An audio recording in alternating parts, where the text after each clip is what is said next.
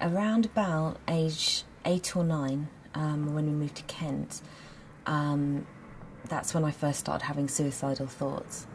And that went on through school. Didn't really tell anyone about it.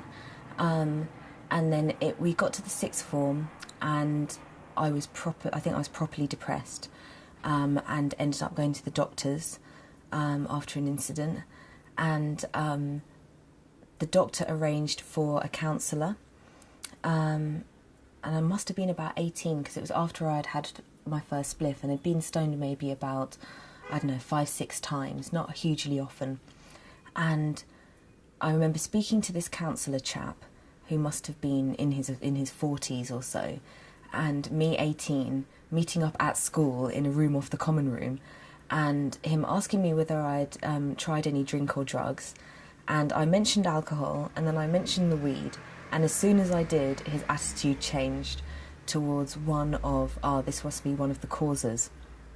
And I saw him once more, and then because I felt uncomfortable with him, I didn't see him again. Fast forward to about age 22, 23, and having panic attacks and big periods of depression.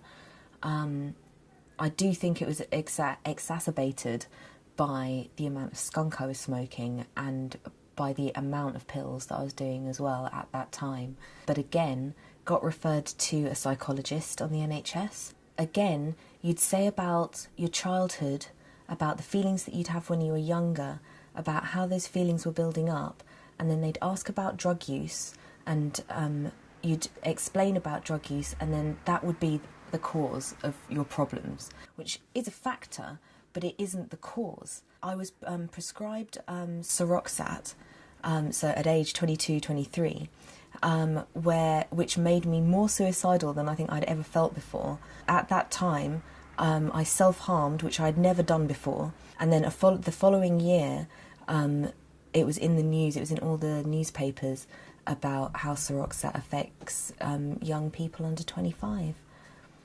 A friend of mine referred me to a private therapist, which I had to pay for, best money I ever spent.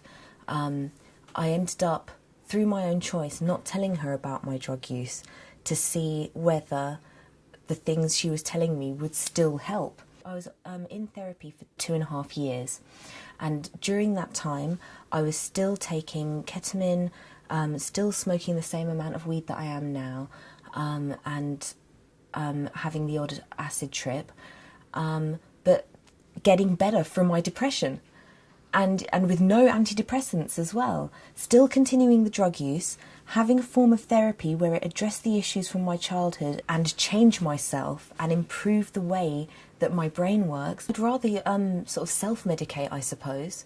And if it's funny because that Ask Frank thing shows the guy getting stoned and then feeling panicky, whereas I find, and I can't speak for anyone else, but I find that if I'm panicky and I have a smoke, then I'm able to go out